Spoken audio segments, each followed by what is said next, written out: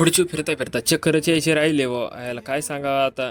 तर जय शिवराय मित्रांनो, स्वागत आहे तुमचं आपल्या ब्लॉगमध्ये.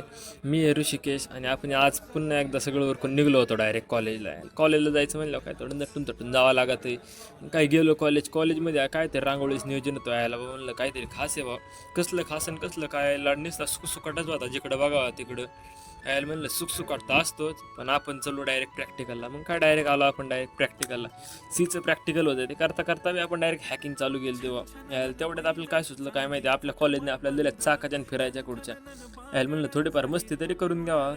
फिरता फिरता बी मॅडमने बघून घेतलं बा, चला म्हणलं घ्यावं आपलं प्रॅक्टिकल करून. मग डायरेक्ट घेतलं प्रॅक्टिकल करून आपण. यायला प्रॅक्टिकल सुटल्यावर निघलो डायरेक्ट आपण रूमला जायला.